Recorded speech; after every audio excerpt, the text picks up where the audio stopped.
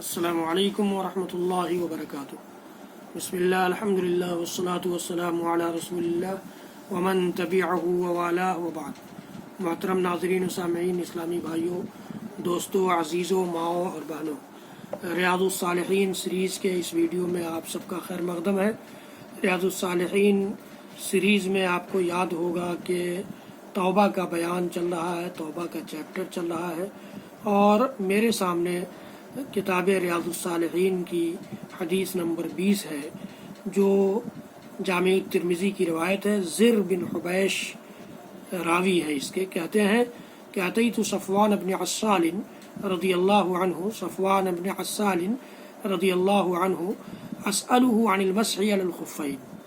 زر بن حبیش کہتے ہیں کہ میں صفوان بن عسال رضی اللہ تعالیٰ عنہ کے پاس مسح علی الخفین کے بارے میں پوچھنے کے لیے آیا، موضوع پر مسح کیسے کیا جائے، کب تک کیا جائے، کتنے دنوں تک کیا جائے، یہ پوچھنے کے لیے آیا۔ فقال ما جاء بک یا زر، تو صفوان بن عسال نے پوچھا کہ زر تم کس لیے آئے ہو؟ میں نے کہا کہ علم کی تلاش میں، ابتغاء العلم۔ فقال ان الملائکۃ تضع اجنحتها لطالب العلم رضا بما يطلب۔ تو صفوان بن عسال نے جواب دیا کہ ملائکہ، فرشتے اپنے پروں کو طالب علم کے لیے بچھا دیتے ہیں ان سے خوش ہو کر کے، اس لیے کہ وہ ایک اچھی چیز کی طلب میں نکلے ہیں۔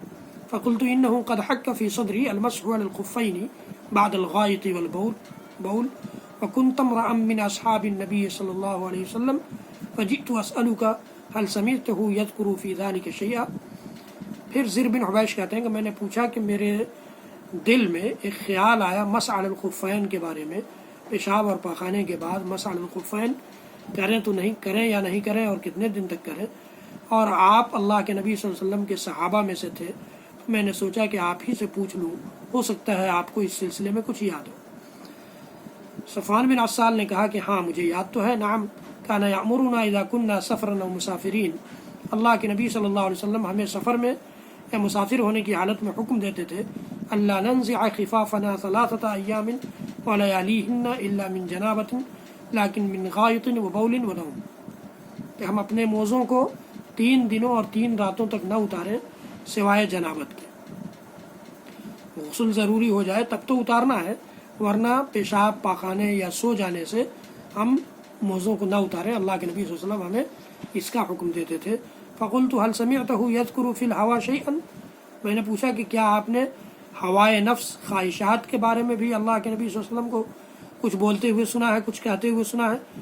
قال نعم، کہا کہ ہاں، كنا مع رسول اللہ صلی اللہ علیہ وسلم فی سفر، ہم لوگ اللہ کے رسول صلی اللہ علیہ وسلم کے ساتھ سفر میں تھے۔ فبینا نحن عنده اذ ناداه اعرابی بصوت له جاوری یا محمد، ہم لوگ آپ کے پاس تھے کہ ایک دیہاتی نے بلند، جس کی آواز بہت بلند تھی، کرخت آواز تھی، اس نے آواز لگائی یا محمد، تو اللہ کے رسول صلی اللہ علیہ وسلم نے اسی کی آواز کی طرح سے اس کا جواب دیا، ہاں میں یہاں ہوں، کیا بات ہے؟ فقلت له ویحک، میں نے اس سے کہا کہ تیری بربادی ہو، اغضض من صوتک فانک عند النبی صلی اللہ علیہ وسلم، تم اپنی آواز پست رکھو، تم تو نبی صلی اللہ علیہ وسلم کے پاس ہو اور تمہیں اس سے منع کیا گیا ہے۔ فقال واللہ لا اغضض، اس نے کہا کہ اللہ کی قسم میں اپنی آواز پست نہیں کر سکتا۔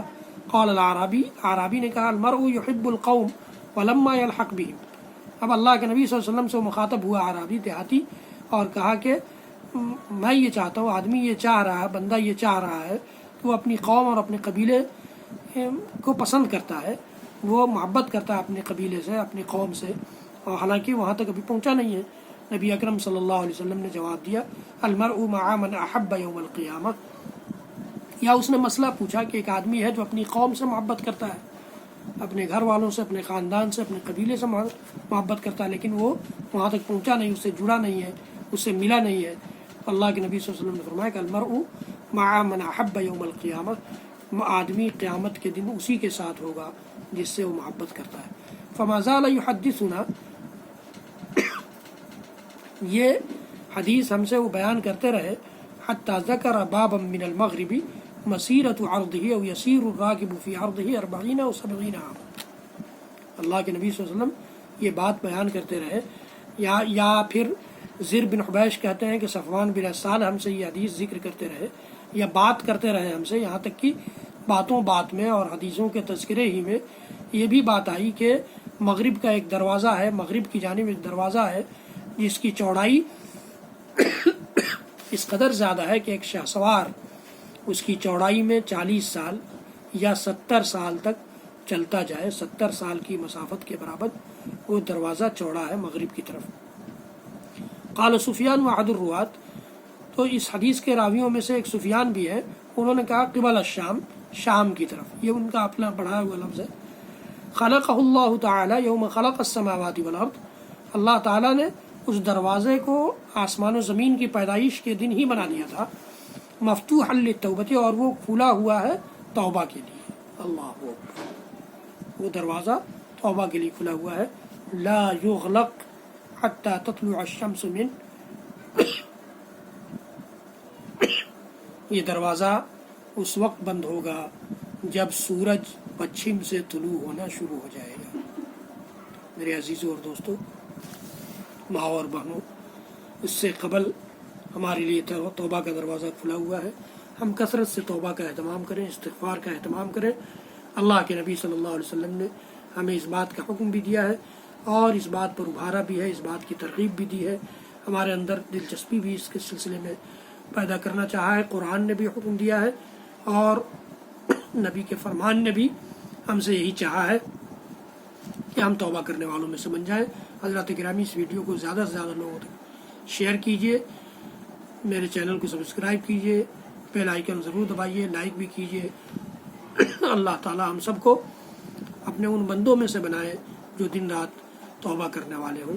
صلی اللہ تعالی علی نبینا محمد وعلی آلہ وصحبہ وسلم۔